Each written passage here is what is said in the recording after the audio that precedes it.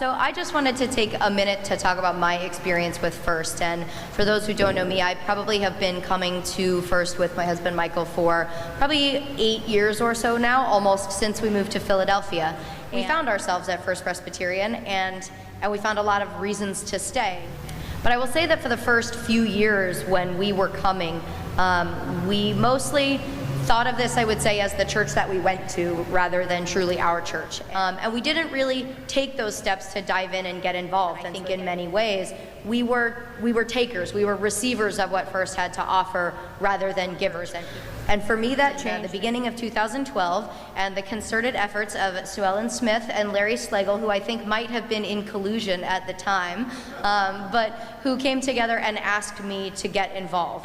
But I said yes, and I got involved. And of course, you will not be surprised that that's when I started to really put down roots and for it to feel like this was my church and I was a part of that community. And I realized I had been thinking about it backwards, where you sort of have that subconscious thought, like, once I feel really invested and like a part of things, that's when I'm going to really, give my time or volunteer or get involved.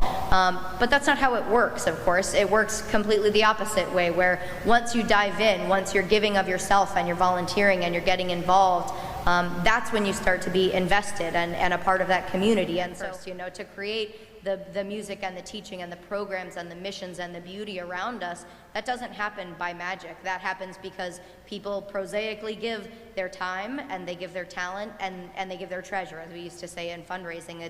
It is money, it is time, and it is truly yourself and whatever you can bring to the table.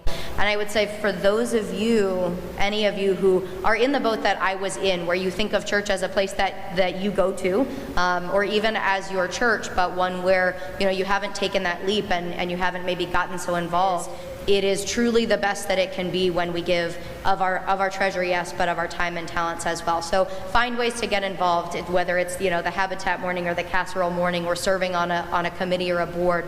To those of you who were already doing that, I thank you for creating that environment for me and that space for me to come in and be able to do that.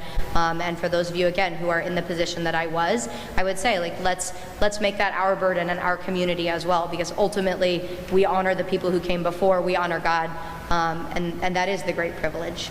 Thank you.